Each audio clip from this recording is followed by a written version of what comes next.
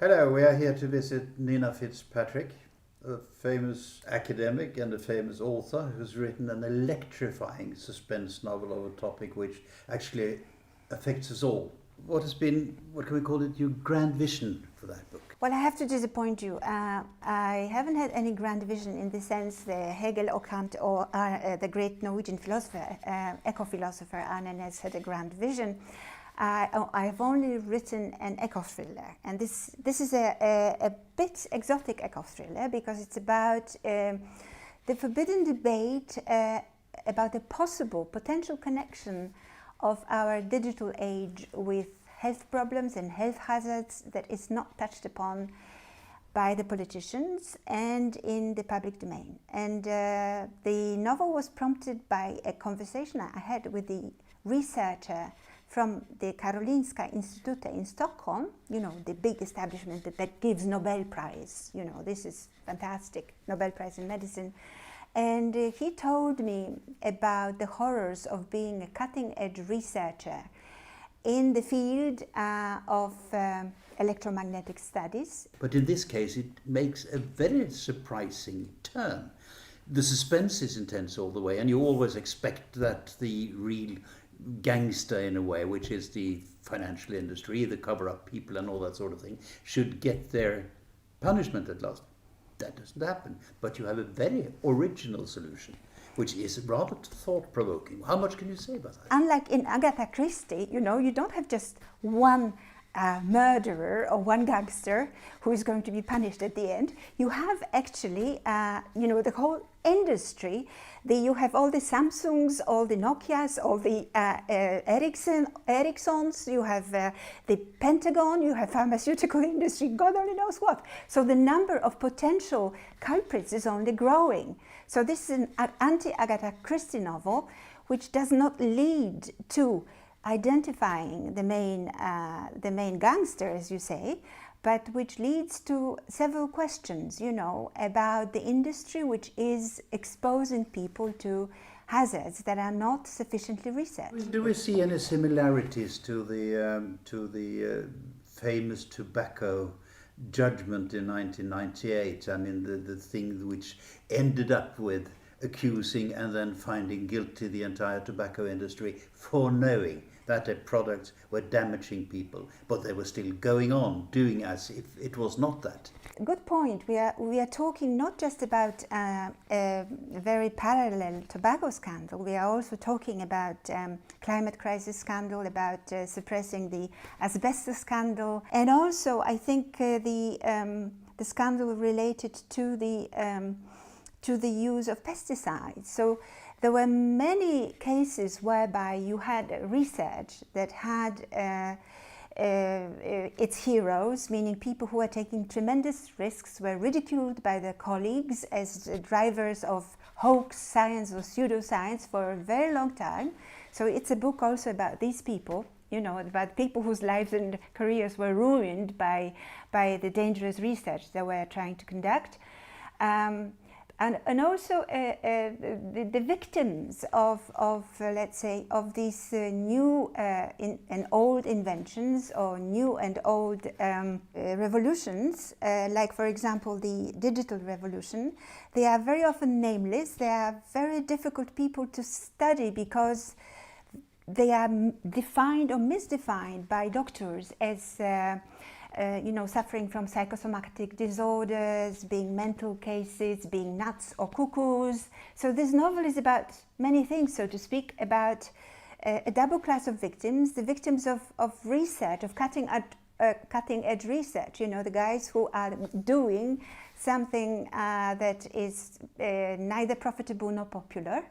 In other words, losers in the mainstream science. But it's also about the victims of microwaves, people who claim they are sensitive to mobile telephones or to masts or to pylons and power stations and suffer tremendously from day to day, and their life is a chamber of horrors. It is, but then again you suggest in the book that a number of scientists are actually paid for and letting themselves be paid for, proving that the perpetrators are right.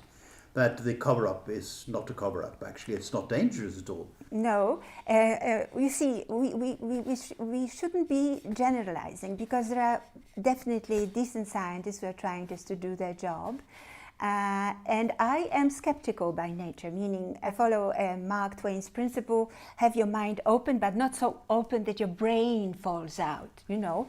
And I've been following this principle in the novel in order to show less the points where there is the truth about these patients and about this research and so on, but rather raise questions all the time. So the novel is a kind of a Socratic quest for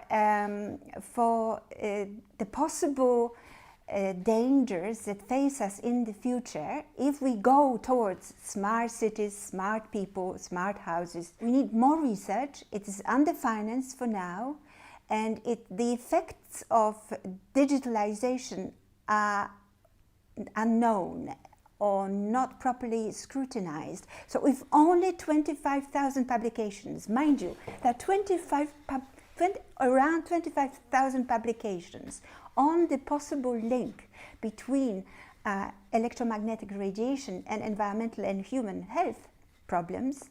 So if half of these 25,000 publications is corroborated, right, or proven true, then we are in a big trouble. Do you expect the industry to call you hysterical and exaggerating entirely the damages of this activity? In my attempt to write the novel, I conducted at least 30, 40 interviews, both with mainstream scientists and in various other circles, like the patients who've been hit by electromagnetic radiation, victims of misdiagnosis, and so on and so forth.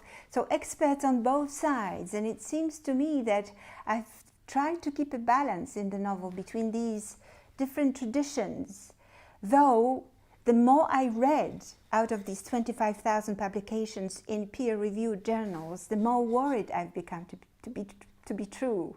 So I think that, as I said, I'd rather not create a canvassing or a propagandistic novel, and that much is obvious. I would be very disappointed if the reader has read it as a propaganda for the, electro-hypersensitive people, because it's not. Your two main protagonists are Brita and Benjamin, two devoted researchers, medical researchers. Are they based on living models? Would you be able to recognize them in living persons? Well, I am very bad, I have to admit, I'm very bad in inventing my characters from scratch. So in this particular case, almost all characters in the novel are based on real people. And this was a challenge, actually, because the main character, Benjamin Blomqvist, who is this researcher from Karolinska Institutet, is based on Ola Johansson. And I thought that decency demanded that I send him the first draft of the novel, and I did. And he was raging. And he was raging not because, he says, this is completely hopeless. He said, well, it's hopeless not because you got your science wrong, and I was worried about that, or scientific facts wrong. It's wrong because it's not about me.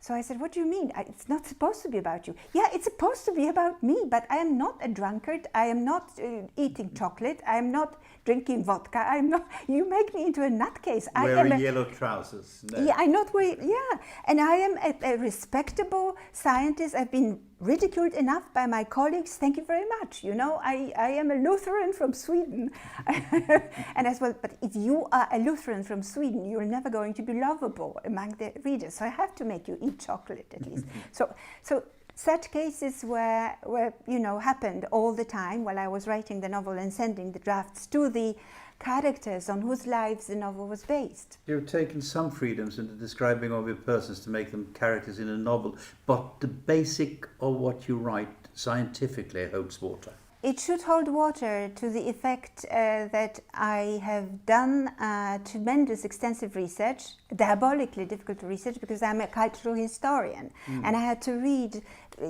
scientific articles in neurobiology, in microbiology, in medicine, and so on, very advanced stuff. And then I had to talk to mainstream scientists, which wasn't easy either. And they constantly rebuked me, you know, I mean, you don't know nothing about these things. But in the end, it turned out that if I changed my gear in the novel and if I turned these, the facts into questions rather than authoritative facts on the table, this is not what the novel is about. The novel is about the very elusive border between science and swindle, science and pseudoscience, right? This border is constantly shifting. Science and cutting edge science, but right? Swindle is part of the human life. I mean, that's been with us always, since God was a boy. I mean, it's been there all the times, and the world has always developed. Absolutely. Couldn't that be the same case here? It is. That you could simply have the world adapting to it? It is true. To go back to our tobacco conversation, you know, as late as 1992, I think it was, one of the leading authorities in mainstream medicine in the United States said, life is dangerous and so is tobacco. Better used to it. There And you are. here we have a similar situation. You know, the non-ionizing radiation is completely safe for human health. Get used to it. There's a rather enigmatic title on your book. I mean, Tesla's curse. What does that imply? Tesla's curse is the expression that is used by Britta Gunnerius, the protagonist who is murdered by allegedly big interests in fat industry. And she refers to Serbian genius Nikola Tesla, who was born in the 19th century, but actually he invented the 21st century. He invented the wireless communication and technology. He invented transistor radio, he invented double current and all that, you know. So he was the guy who also, to my great surprise when I read his biography, was suffering from all ailments that are associated with the prolonged exposure to electromagnetic radiation. His skin was covered with rash. He had terrible headaches. He had heart problems. He was completely autistic at the end of his life. And he was mad as a hatter. So he was a victim of his own success. So he was a victim of his own success and his own, let's say, scientific vision. He was a martyr of science. And one of my characters, Dr. Benjamin, is mortally afraid of landing in a madhouse like Tesla, because this is an iconic fate of a scientist who was much ahead of his time, you know, who understood the future already and paid a very huge price for it.